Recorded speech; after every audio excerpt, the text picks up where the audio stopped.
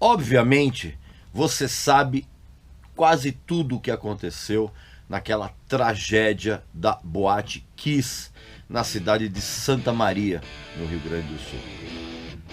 E talvez esteja até acompanhando o julgamento. Mas eu tenho algumas coisas para falar desse vídeo que não podem ser omitidas. Presta atenção.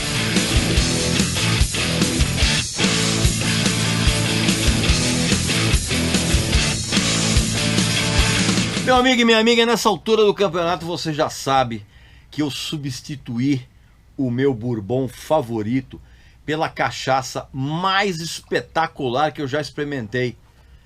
A cachaça única. Pois é, cara, é uma cachaça de altíssima qualidade, que ela é envelhecida, vamos dizer assim, em 4 barris. Inclusive um deles é aquele carvalho do Tennessee, que é usado inclusive para envelhecer o bourbon também, né? Então é um produto finíssimo, é a cachaça mais espetacular que eu já experimentei. E é incrível como todo mundo que compra a cachaça aqui com a gente manda uma mensagem dizendo para mim, dizendo que eu estava coberto de razão. E eu tenho uma dica para você maravilhosa. Você pode adquirir essa cachaça com um desconto incrível. 25% de desconto. Basta que você clique no link abaixo, preencha o cupom de desconto com Regis Tadeu Indica, tudo junto, e na hora de finalizar a compra, você vai ter então essa cachaça com 25% de desconto. E não estranhe que eu estou fazendo essa mensagem para você com a garrafa quase no fim, porque eu já tenho a minha nova, né? É aqui, ó, tá vendo? Então, assim que terminar essa, entra essa aqui, tá legal? Eu recomendo, cara, é a bebida mais sensacional que eu já experimentei até hoje. Não perca essa oportunidade. Meu amigo e minha amiga, você sabe muito bem que no exato momento em que você está assistindo esse vídeo, está rolando o julgamento dos indiciados naquela tragédia absurda que aconteceu na Boate Kiss, na cidade de Santa Maria, no Rio Grande do Sul. E nesse julgamento virão à tona uma série de fatos que são muito pertinentes com a atual situação do Brasil. E eu vou explicar por quê. Primeiro, é preciso que a gente relembre que foi impossível ficar indiferente ao sofrimento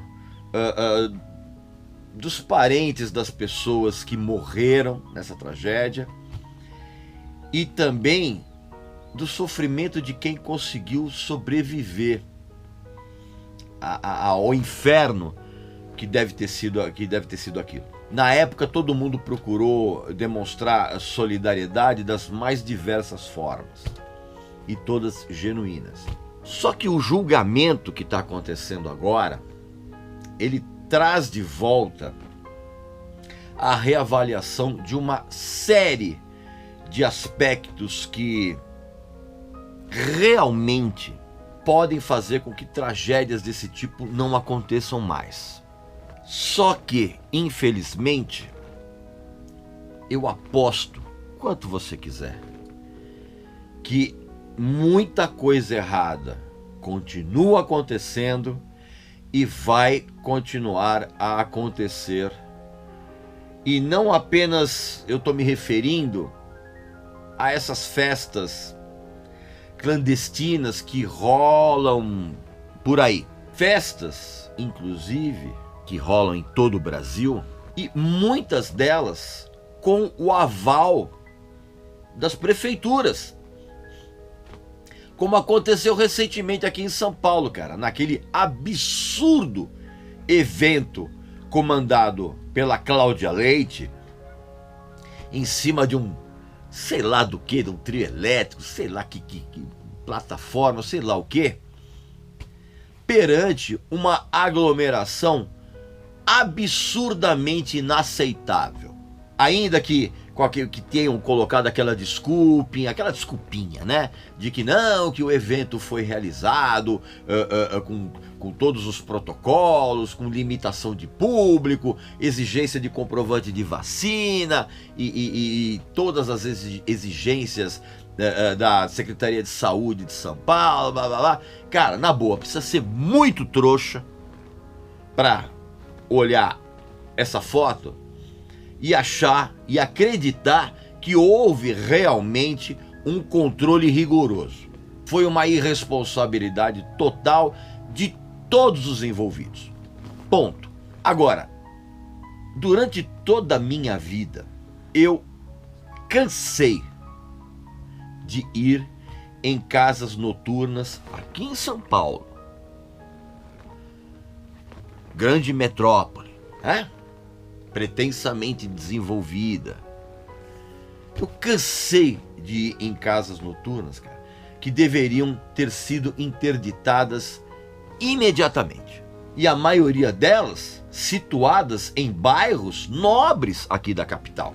Jardins, Rua Augusta, né? Vila Madalena, Vila Olímpia e outros. Locais em que um incêndio poderia ter matado todo mundo que estivesse no local. E para ser muito sincero, como sempre, eu fico até surpreso em ver que tragédias como aquela de Santa Maria não tenham acontecido com mais frequência. Infelizmente, a sorte não abraça a todo mundo e essas merdas acontecem. Por isso, eu quero nesse vídeo colocar os meus dedos em várias feridas. E eu começo pelo lado mais espinhoso da coisa, que todo mundo sabe e que muita gente procura não admitir, colocando a cabeça dentro da areia, tal qual um avestruz medroso. É mais do que urgente acabar com a corrupção que impera em todas, falo isso sem medo de errar, todas as prefeituras do Brasil, sejam elas de capitais ou de cidades do interior, todas, sem exceções. Porque, sabe por quê?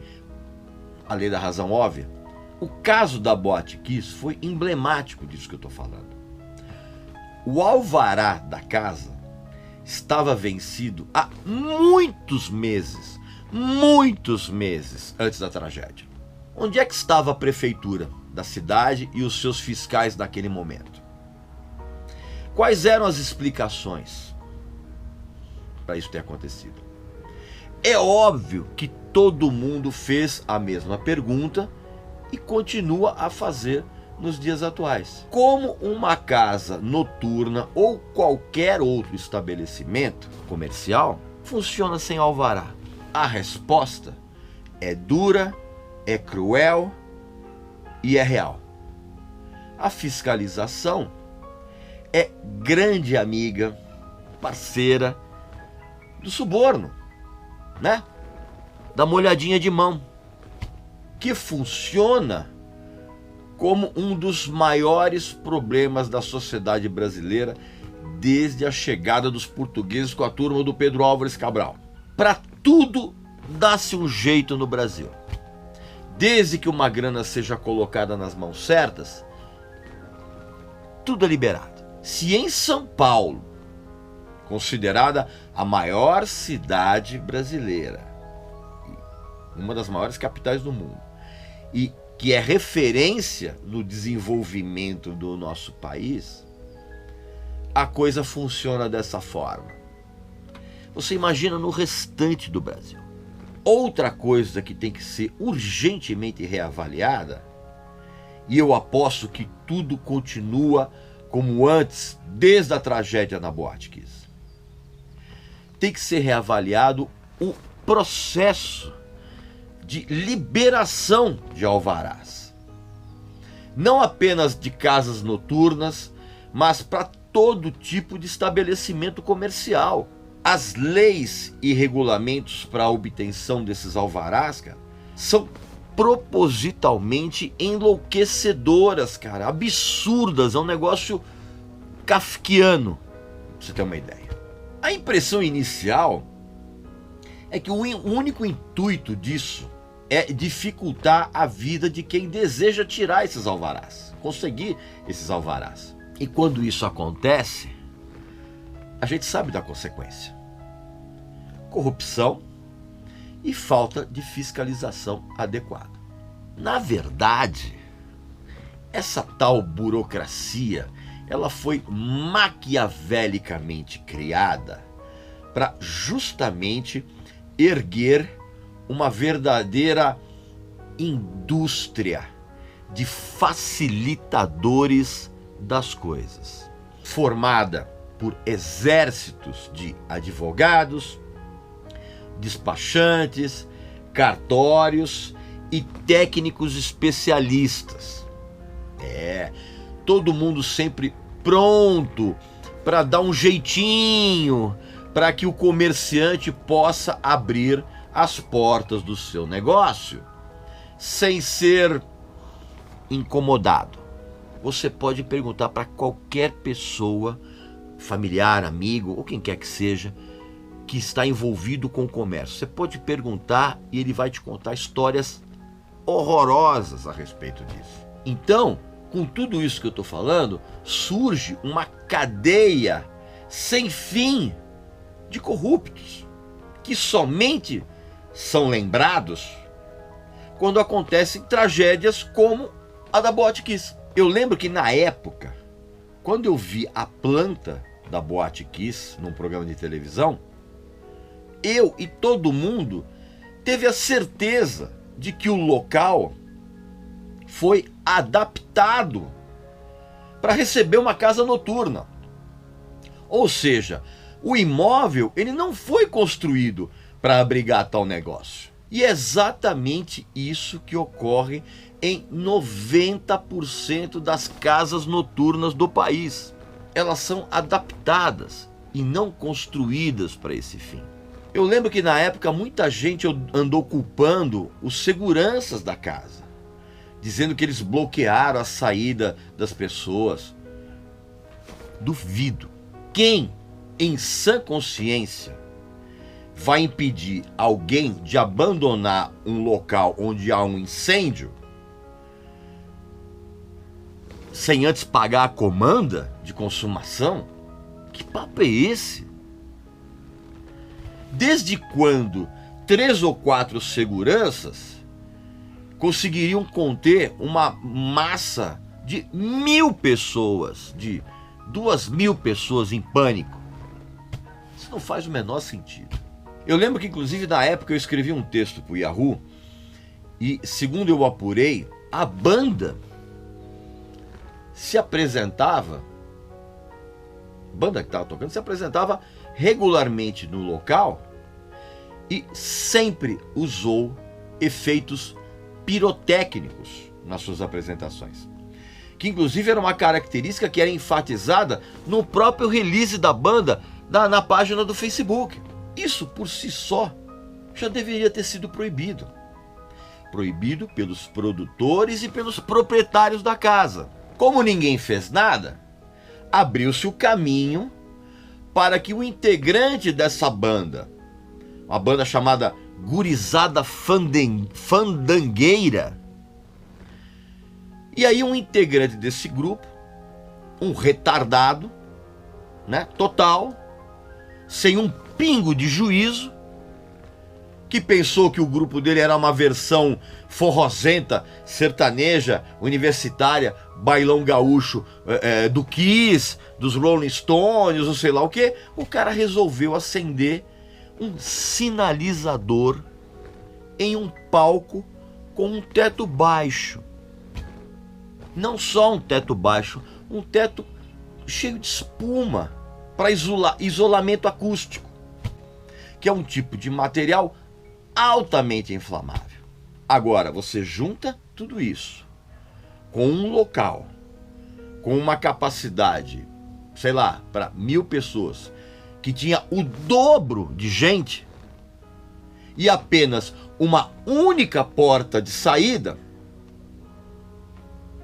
e a tragédia se consumou. Só que o que aconteceu poderia ter acontecido, por exemplo, no caso de um curto-circuito nas instalações elétricas do local. E você pode apostar, cara, que 95% das casas noturnas no Brasil tem uma instalação elétrica que é próximo da gambiarra. Se você tivesse a oportunidade de ver exatamente esse tipo de precariedade nas instalações elétricas de casas noturnas de pequeno e médio porte espalhadas pelo Brasil, você nunca mais sairia da tua casa. É óbvio que esse horror não é novidade. Quem não se lembra daquele show dos Raimundos em 1997, lá em Santos, aqui no litoral de São Paulo, quando 8 jovens morreram e mais de 60 pessoas se feriram, quando no ginásio do Clube de Regata Santista, um local sem qualquer alvará da prefeitura e autorização dos bombeiros para a realização de qualquer tipo de show, espetáculo, todo mundo, essa tragédia aconteceu por quê, cara? Porque a única das 5 escadarias de acesso que estava liberada, a única, não aguentou o peso de tanta gente e desmoronou. E o show do Great White em 2003, quando um efeito pirotécnico da apresentação botou fogo no local e matou mais de 100 pessoas, inclusive um dos guitarristas da banda. Não dá para esquecer desse tipo de coisa. E aliás, você que é pai, que é mãe, é bom que você comece a prestar atenção, muita atenção, aos locais em que você, sua família e seus filhos frequentam no que se refere à segurança. Eu poderia dizer isso para você, ter esse tipo de atenção maior depois que a pandemia acabar. Mas pela quantidade de aglomerações que todos nós vemos por aí hoje, no meio de uma pandemia, os pais que permitem que os seus filhos fiquem zanzando por aí, sem saber onde exatamente eles estão, eles são cúmplices. Cúmplices de qualquer merda que venha a acontecer. E isso vale não só em relação às casas noturnas. Esses muquifos, esses pardieiros que a molecada gosta de chamar de circuito underground. Mas também, cara, para locais de shows, em geral, o que vier pela frente. Rodeio, festivais, igrejas, onde quer que haja concentração de pessoas em pequena, média e grande escala. Tem muita gente negligente, desonesta, à frente e por trás desses eventos. Mesmo que eles estejam acontecendo no meio de uma pandemia que parece que não tem fim. Eu não sei qual vai ser o veredito do júri em relação a esses indiciados, nesse julgamento que está acontecendo agora. Mas de uma coisa eu tenho certeza, que essa tragédia não foi a última a acontecer aqui no Brasil. Infelizmente. Pois bem, meu amigo e minha amiga, deixa aqui embaixo nos comentários o que você pensa a respeito disso, ok? Porque esse assunto é muito sério, muito sério. Um abraço para você, para sua família, para seus amigos. Eu desejo a vocês muita segurança, ok? E a gente se vê em breve aqui no canal. Um abraço.